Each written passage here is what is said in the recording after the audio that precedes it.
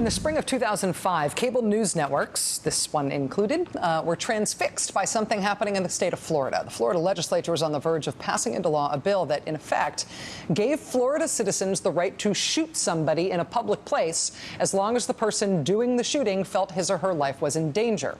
Now, Florida already had laws on the books that said you could use deadly force in your own home in a case of self-defense.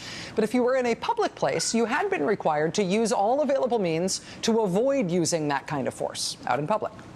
But this new law that was being debated, spring of 2005, said essentially, don't worry about the avoiding the use of force things out in public. Go right ahead. Shoot.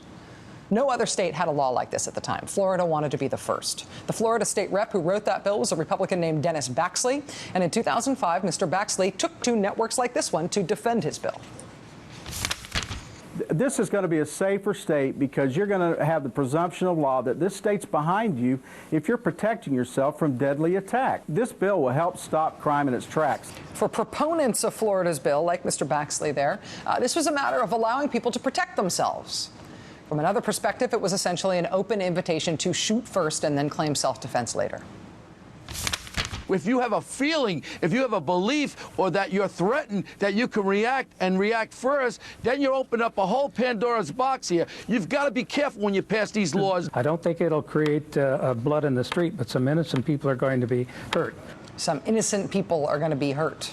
In the face of a fierce and national public debate about Florida's bill, the bill passed the Florida State Senate, then it passed the Florida House. It was signed into law by the governor of Florida at the time, Jeb Bush. Jeb Bush called the so-called stand your ground law, quote, a good common sense anti-crime issue.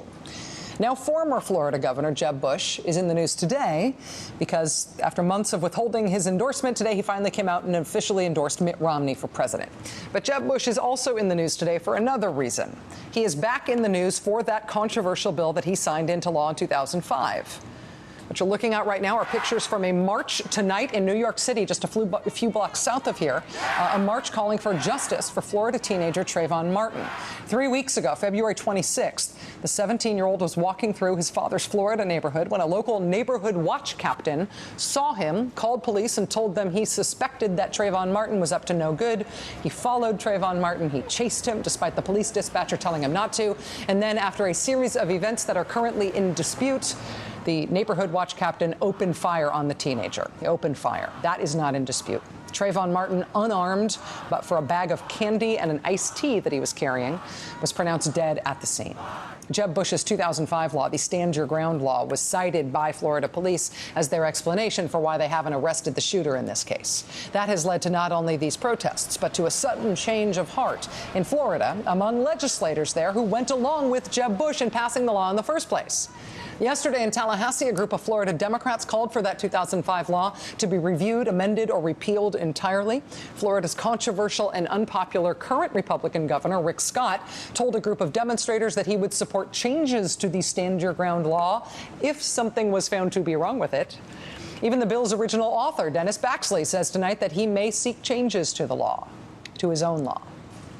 When Mitt Romney accepted the endorsement of Jeb Bush today, he lavished all sorts of praise on Mr. Bush. Mr. Romney saying that Jeb Bush is synonymous with good government and with conservative policies that yield results.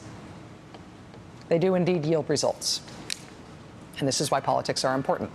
Because not only you as a governor, but everybody in that jurisdiction that you govern has to live with the results of what you do, until somebody else comes along to change it, right? And you have to live with the results of what you did in governance for the rest of your life and for the rest of your political career.